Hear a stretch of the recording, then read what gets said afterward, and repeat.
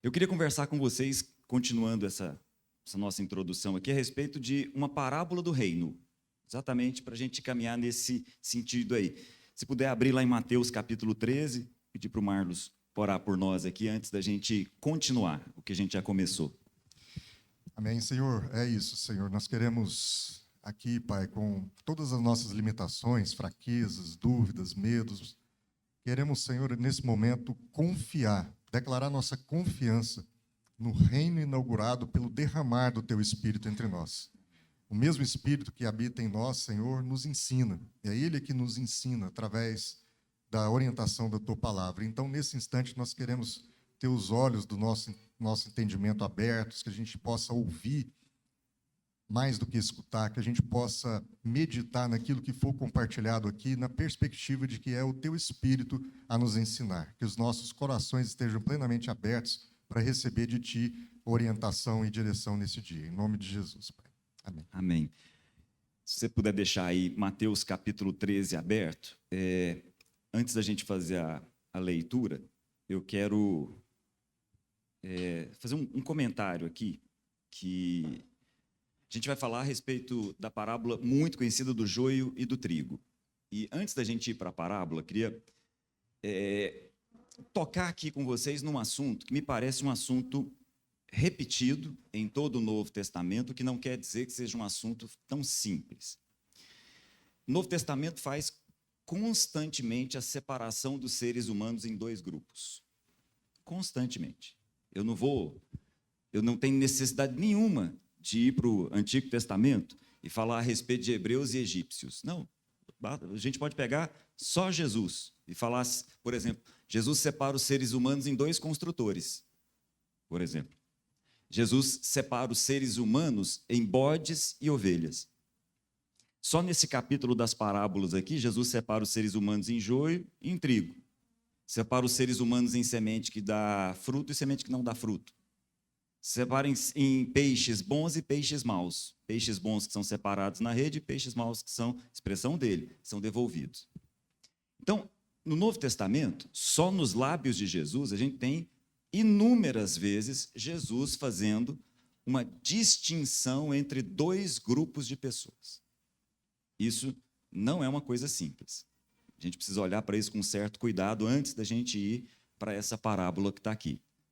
Nós temos que ter uma certa atenção a isso daí, porque nós, sem perceber, olhamos para isso e começamos a desenhar nós mesmos quem é quem nessa história. É esse o ponto que eu queria chamar a atenção de vocês aqui. Isso é um mistério do reino, como a gente vai ler daqui a pouco. Esse reino que nós estamos conversando, o reino que Jesus instaurou, o reino que Jesus inaugurou, o reino que Jesus veio pregar. O centro da mensagem de Jesus é o reino, e o reino tem alguns mistérios que ele nos revela muitas vezes através de parábolas, como a parábola que a gente vai ler aqui. E aí nós temos que estar atentos, muito atentos, a respeito dessa distinção que o Novo Testamento faz a respeito de dois grupos de pessoas. Com um detalhe: antes de qualquer coisa, nós não temos habilidade para separar seres humanos. Eu vou repetir. O Novo Testamento e o próprio Jesus faz uma distinção. A palavra julgar é distinguir. A palavra original grega para julgar é kris.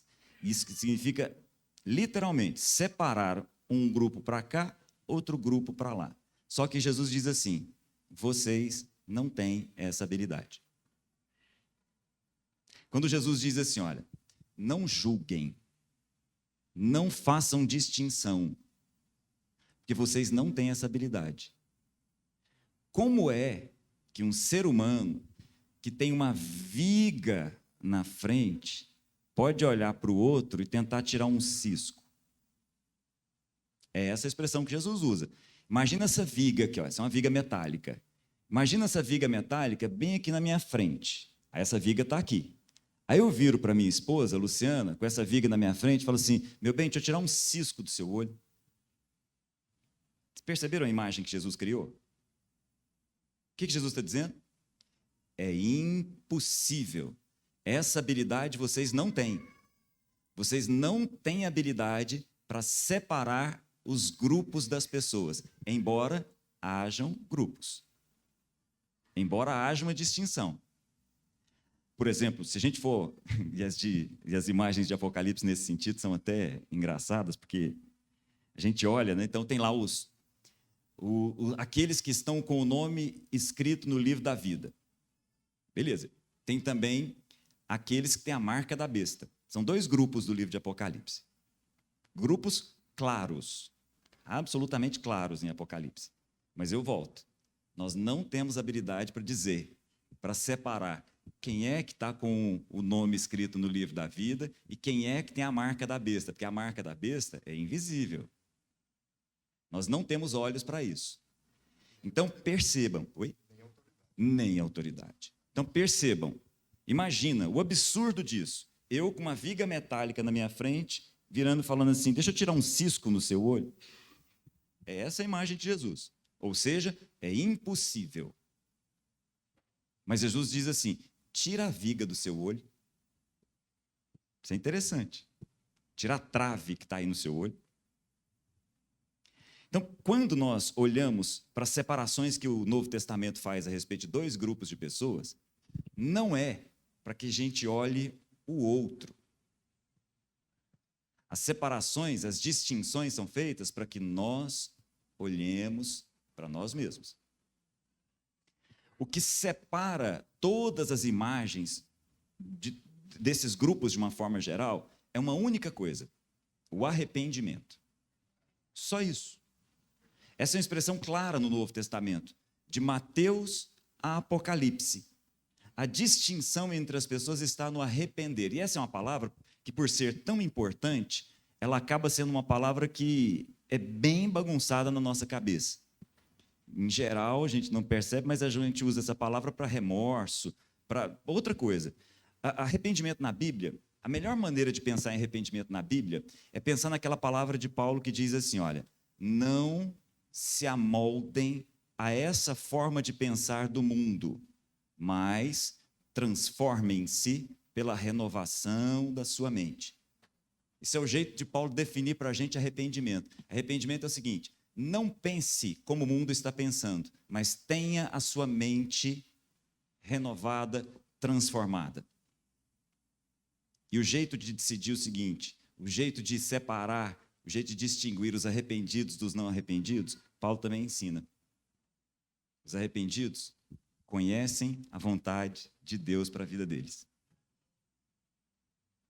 É isso que Paulo diz. Não deixem que a cabeça de vocês esteja com a forma, com o molde com que o mundo pensa. Que a cabeça de vocês, que a mente de vocês seja renovada, para que vocês experimentem a vontade de Deus, que é boa, é perfeita, é agradável. Então, as pessoas que se arrependem, segundo as Escrituras, são pessoas que conhecem a vontade de Deus para a vida delas. Esse é o detalhe. Então, vou repetir, para a gente ter isso muito claro. A Bíblia separa claramente os seres humanos em 2 grupos, os arrependidos e os não arrependidos. Os arrependidos conhecem a vontade de Deus para a vida deles porque tiveram a mente transformada. É só isso. Mas nós não temos habilidade para virar e dizer, o Enzo faz parte do grupo A Lalá do grupo B. Por que que não? Porque simplesmente tem uma trave na minha frente. E eu mal enxergo o Enzo e a Lalá. Essa habilidade não nos foi dada. Entenderam? É dessa forma que a gente vai olhar para a parábola muito conhecida do trigo e do joio. Meninos, se vocês puderem deixar pronto o vídeo aí, um vídeo pequenininho, deixa prontinho aí, por favor, daqui a pouquinho a gente toca. Então, vou te convidar, por favor, seria muito bom se você fosse comigo lá para Mateus capítulo 13 e acompanhasse junto comigo aí aquilo que são as parábolas do reino. Naquele mesmo dia, capítulo 13, versículo 1, Jesus saiu de casa e assentou-se à beira-mar. Reuniu-se ao seu redor uma multidão tão grande que, por isso, ele entrou num barco e assentou-se. O povo, reunido na praia, Tenta imaginar essa cena junto comigo. Nós estamos no capítulo 13. A popularidade de Jesus está em alta, muito conhecido. Aí Jesus sai da casa dele e se propõe ao ensino. Só que a multidão era muito grande. Ele se senta num barco, o barco se afasta e ele começa a falar. Muito bem. Jesus, versículo 3, falou muitas coisas por parábolas, dizendo: o semeador saiu a semear. Ele começa a primeira parábola. Quando ele começa essa parábola, se você olhar junto comigo, eu não vou entrar nela, versículo 10, os discípulos chegaram perto dele e perguntaram: por que o senhor fala através de parábolas? Aí Jesus diz assim: a vocês foi dado o conhecimento dos mistérios do reino dos céus. Esse é o detalhe. Ele vai falar a respeito dessa parábola que a gente conhece, a gente já conversou a respeito dela algumas vezes. Eu só queria chamar a atenção, a parábola do semeador que sai a semear e a semente cai em 4 solos diferentes, né?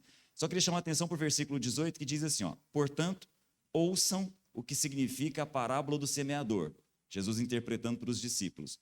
Quando alguém ouve a mensagem do reino e não a entende, o maligno vem e arranca o que foi semeado no coração. Esse é o caso da semente que caiu à beira do caminho. Eu queria só abrir um parêntese aqui, porque a gente vai para a parábola do trigo e do joio, e eu não queria deixar de falar a respeito disso.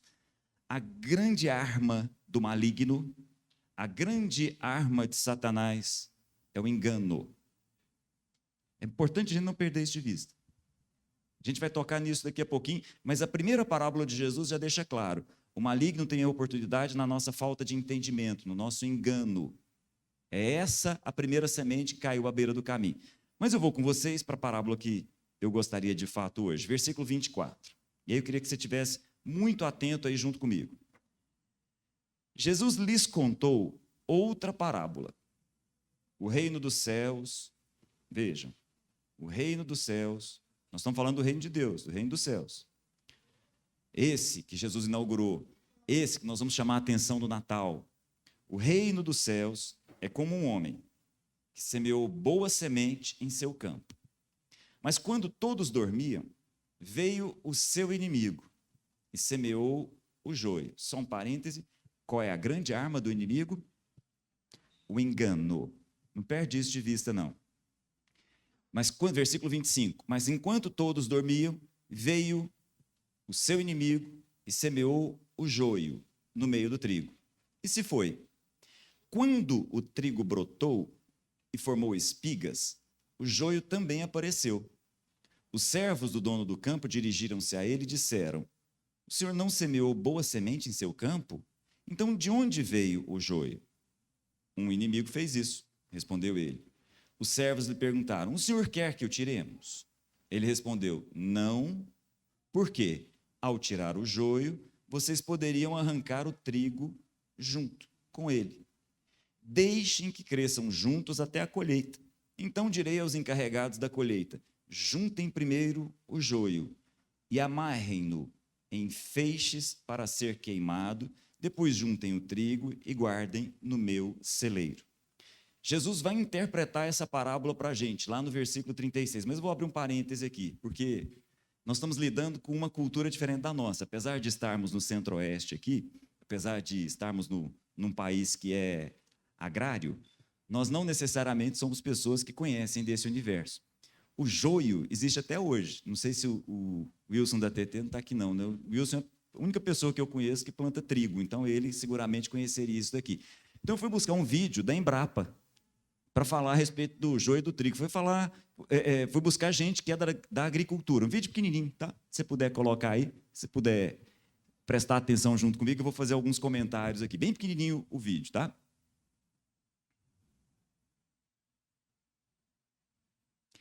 Essa é uma plantação de trigo. E o joio cresce lá. Aí deixa eu mostrar para vocês. Essa é uma espiga de joio. Essa é uma espiga de trigo. Joio, trigo. Perceberam? Aí olha só qual que é a diferença. Vai pegar o joio. Aí moeu o joio, soprou, não tem nada lá dentro. Palha. Aí pega o trigo. Faz a mesma coisa, ó. Moe o trigo. dá uma sopradinha, sopra, está lá o trigo. Entenderam? Simples, né? Então agora, olha a interpretação de Jesus. Nós não precisamos fazer força. É só olhar para essa imagem. Mas olha o que Jesus diz. Então, versículo 36, ele deixou a multidão e foi para casa. Seus discípulos aproximaram. Lembra, ele saiu de casa, voltou para casa. Seus discípulos se aproximaram dele e pediram: explica para a gente aí a parábola do trigo. Interessante, né? Explica-nos a parábola do joio no campo. Essa é a forma como eles dizem. Ele respondeu: aquele que semeou boa semente é o Filho do Homem. Sou eu. Estou semeando a boa semente, o reino dos céus. Estou eu aqui semeando. O campo é o mundo. A boa semente são os filhos do reino. O joio são os filhos do maligno. Ou seja, são os filhos do engano. O joio são os filhos do maligno. E o inimigo que o semeia é o diabo. A colheita é o fim desta era. E os encarregados da colheita são os anjos. Nem os anjos conseguem separar o joio do trigo. Assim como o joio, imagina a gente, assim como o joio é colhido, e queimado no fogo, porque só tem palha, palha só serve para queimar, assim também acontecerá no fim desta era. O Filho do Homem enviará os seus anjos, Jesus enviará os seus anjos, e eles tirarão do seu reino tudo o que faz cair no pecado e todos os que praticam o mal. Eles os lançarão na fornalha ardente, onde haverá choro e ranger de dentes. Então os justos brilharão como o sol no reino de seu Pai. Aqueles que têm ouvidos para ouvir, ouça. Eu vou repetir desde o início, porque a religião mexe com a nossa cabeça de um jeito que exige bastante cuidado. Toda forma de religião acha que sabe qual é o grupo. Eu vou repetir. Toda religião, toda, estabelece grupos e inclui nesse grupo aqueles que são o trigo. E também dizem quem é o joio. Toda religião faz isso nas suas mais variadas expressões. Aí você pode escolher a religião que você quiser e aí você vai encontrar as expressões que você achar mais conveniente. A nossa religião costuma separar entre os salvos e os não salvos, os eleitos e os não eleitos, e aí vai, aí tem expressões mil. Eu queria voltar no início. Nós não temos habilidade para fazer nenhum tipo de distinção. Nós somos chamados ao arrependimento. Esse é o ponto. Nós somos chamados a ter a mente transformada. Esse é o nosso desafio. Nós não fomos chamados para fazer a distinção entre o que é joio e o que é trigo.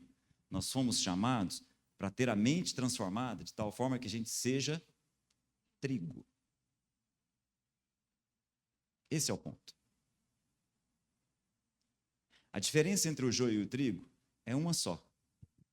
Os dois são moídos. Perceberam? A vida moe os dois. Mas um, no final das contas, alimenta o outro.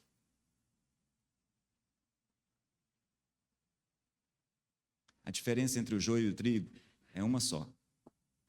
Tem gente que é moído e não tem nada para oferecer. Tem gente que é moído e, ao ser moído, tem algo para entregar que alimenta a muitos. Então, a pergunta importante, a pergunta fundamental, e a razão por que o Novo Testamento e o próprio Jesus chama tanta nossa atenção a respeito desses dois grupos, não é para a gente saber de quem é o que, quando. Não é para que a gente olhe e fale assim, esse é do grupo tal, esse é do grupo tal. Não. Todos nós somos chamados a atenção para o seguinte: você é trigo, e o trigo moído alimenta.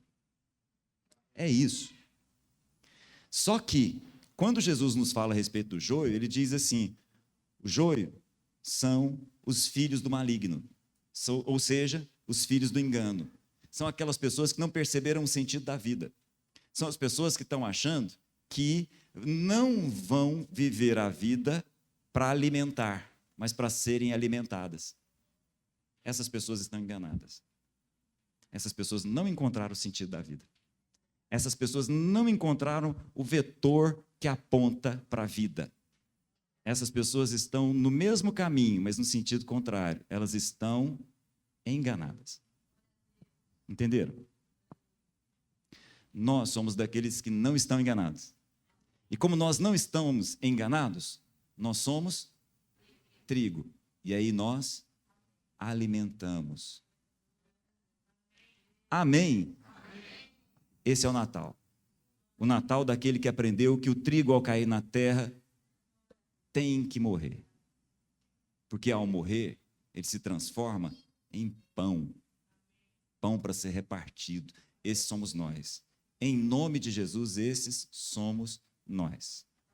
A diferença entre o joio e o trigo é muito simples. Um tem fruto, o outro não. Só. Um é palha, e palha, na melhor das hipóteses, só serve para virar combustível. Talvez seja a única função da palha, para queimar, porque pelo menos tem algum combustível ali para ser utilizado. A diferença é que um tem fruto, outro não. E aí, gente, eu não posso deixar de chamar a atenção para uma coisa que me marca muito. Assim, quando a gente olha, o fruto é do Espírito, todos nós sabemos disso. Quando a gente, como o Marlos falou agora há pouco, o fruto é do Espírito, a percepção de José foi perceber o Espírito em Jesus. Essa deve ser a nossa percepção também nos nossos filhos. O fruto do Espírito em nós é do Espírito em nós. Parece óbvio, né? Aí quando a gente lê assim, o fruto do Espírito é paz. A nossa tendência ao ler isso é assim, o Espírito Santo vai me dar paz. E não é isso, Laurinha. Não é isso. O Espírito Santo me transforma em paz para o outro. Quando a gente lê assim, ó, o fruto do Espírito é alegria. Aí a gente lê assim, internamente, o Espírito Santo vai me fazer uma pessoa feliz. Não, o Espírito Santo vai te transformar em trigo que alegra. Entenderam? Porque se nós não lermos assim, nós não entendemos o sentido da vida. E ao não entender o sentido da vida, nós estamos com a mente no mesmo molde desse mundo. E ao estar com a nossa mente no mesmo molde desse mundo, nós estamos enganados. E o problema de estar enganado é um só. Nós não conhecemos a vontade de Deus para as nossas vidas. Entenderam? O fruto do Espírito não é para nós. O fruto do Espírito é para que nós possamos alimentar os outros com amor, com paz, com alegria, com bondade, com benignidade, com mansidão, com paciência, com domínio próprio. Nosso domínio próprio não é em função de nós. Não é para que eu seja zen. Nosso domínio próprio é para alimentar o outro daquilo que ele precisa. Em nome de Jesus. E daí a importância da gente reconhecer o conceito de Cristo que Jesus veio inaugurar. Que, de novo, volta lá naquela conversa original. A Bíblia diz assim, a ninguém conheçamos segundo a carne. Então, o risco da religião é a gente afirmar que nós somos trigos e apontar o dedo para aquele e imputar que ele é joio. Mas o nosso papel, se entendermos que somos trigo, é perceber que aquele Cristo que Jesus veio comunicar que era e inaugurar ou repartir o seu Espírito, agora somos nós. E porque somos o Cristo que Jesus veio inaugurar, e esse Cristo que está então esparramado pelo fato do Espírito ter sido esparramado, e é chamado então de igreja, esse é o Cristo que ajuda o joio a se perceber como trigo. O joio, muitas vezes, é o engano da identidade daquele que, em essência, também é trigo. Porque o Espírito Santo não foi derramado só na vida dos crentes. O Espírito Santo foi derramado em toda a carne, sobre toda a carne. E é por isso que não há grupos. Porque Cristo não é grupo. Cristo é uma unidade. Cristo é a unidade da humanidade com Deus. É um grupo. O que acontece é que o engano que alguns de nós temos sobre nós mesmos E se todos aqui nos percebemos trigo, é porque um dia a gente superou esse engano, algumas pessoas ainda o têm.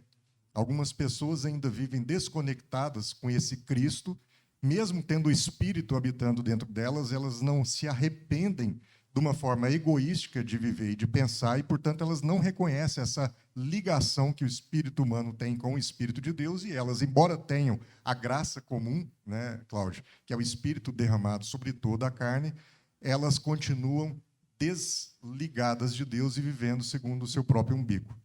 E o papel nosso não é segregar essas pessoas. O papel nosso é trazê-las para dentro do nosso grupo, fazendo nascer de novo, comunicando a elas que é muito simples. Basta arrependimento, basta uma transformação do entendimento, da forma de pensar, para que eu agora, sendo trigo, não ache que eu sou um joio. Sendo filho de Deus, não ache que eu sou filho do engano. E viva, então, segundo essa identidade que me foi comunicada. Então, de novo, né, nós precisamos... assim como José confiou no espírito que estava naquela criança e conduziu a vida daquela criança, confiando não no que era criança, não no que ela se transformaria, não no que ele conseguiria fazer com que ela fosse, mas no espírito que estava depositado ali e que conduziria aquela criança a ser o trigo que foi para nós, comunicando, então, essa nossa identidade de trigo também. É preciso que agora a gente olhe para todas as pessoas, nossos filhos e aqueles não crentes, que a gente muitas vezes julga e separa em outro grupo, e confie que o Espírito Santo está ali. É o que se chama a graça comum. Muitas vezes a gente vira, né, Enzo? O cara às vezes nem vai na igreja, nem sabe quem que é Jesus, e a gente fala, esse cara é mais crente que eu. É crente e não sabe. É isso mesmo. Às vezes um assassino pode ser crente, mas não sabe. Às vezes um estuprador pode ser crente e não sabe. Um traficante pode ser crente e não sabe. Porque o Espírito está lá, ele só... não é invasivo. Eis que estou à porta e bato. É preciso que alguém abra. E essa abertura, para não ser invasiva, é o arrependimento, é a metanoia, é a transformação do nosso entendimento. Porque se Deus impusesse a nós o amor, não seria amor. Assim como se eu impuser aos meus filhos que eles me amem, isso nunca será amor. Vai ser muito mais uma obrigação, uma regra que eu imponho e não uma relação autêntica que eu tenho. Então... a gente acabou de chegar do sepultamento de um bebê que tinha acondroplasia também, nanismo, como o Gabriel, 1 ano de idade. E a família se aproximou da gente, pelo Somos Todos Gigantes, e ontem a gente conversava, né, sobre compartilhar aqui, e hoje eu liguei para o Cláudio. Cláudio, capaz que não vai dar, porque a gente tem o sepultamento agora, e contei para ele o que aconteceu. E é muito doloroso você ver um caixão com uma pessoinha tão pequena ali deitada. E é difícil a gente consolar, né, os pais e consolar a nós mesmos, né? Mas eu acho que a única forma da gente ter consolo e distribuir consolo é resgatando em nós esse conceito de que essa não é uma vida que nos pertence, mas que nos foi dada. E que aquela vida que muitas vezes se encerrou naquele corpo, ela não se encerra no espírito. De modo que eu não controlo aquela vida, assim como eu, como pai, não controlo a vida dos meus filhos, mas antes confio num plano maior, num propósito maior, que é comunicado, seja por quanto tempo aquela criança existir. Porque para José também não deve ter sido fácil. A Bíblia não narra a presença de José nos momentos finais de Jesus, mas para aqueles pais não deve ter sido fácil se despedir de um filho com 33 anos de idade. Para Maria, certamente, que a Bíblia narra que estava ali presente, deve ter sido uma dor tremenda, mas ela só é possível se a gente entender essa soberania de um Deus que é dono da vida e que conduz a existência humana aqui na Terra segundo o plano para cada um de nós. E que essa existência, curta ou longa, intensa ou não, ela faz parte de uma unidade muito maior que a gente não controla, mas deve se submeter. É essa ação desse reino, essa construção que é uma unidade que a gente chama de reino de Deus e que só é possível por um Espírito que foi derramado sobre toda a carne e que nos faz ser um grupo só, Por mais que muitas vezes, do ponto de vista de Deus, um grupo só, por mais que muitas vezes, do ponto de vista humano, a gente separe em dois. E viver na submissão, Cláudio, do controle desse Espírito Santo nas nossas vidas é libertador. A gente tem uma experiência lá em casa, está vivendo isso, né, que os meninos resolveram montar, né, começar um pequeno grupo deles. Então, reuniram lá Gabriel, Laura, o Fernando está entrando agora, apesar de começar uma idadezinha um pouco superior, mas enfim, aí chamaram um amiguinho, outro, etc., e estão fazendo lá os encontros toda semana. A grande angústia da Juliana e minha era assim, cara, como é que vai se dar isso? Quem vai ensinar essas crianças? Será que não tem que ter um adulto ali ensinando, orientando? Será que não tem que ter um pastor e tal? E como a gente não achou esse pastor, né? E a gente achava também que a gente está ali o tempo todo, e a gente soltou a mão. A gente deixou que as coisas acontecessem organicamente. E eles se pastoreiam. E eles se pastoreiam com 15, com 13, com 11 anos. Os outros coleguinhas da mesma idade, eles vão alternando ali esse compartilhar no espírito e a coisa organicamente acontece. Então, acho que é isso, né, Cláudio? A gente perceber a nossa participação nesse reino muito maior e querer deixar de controlar isso. É isso. Não é? É isso. Para mim, nos últimos anos, o maior ensino de Jesus é esse: o homem que é 100% submetido ao Espírito Santo, né?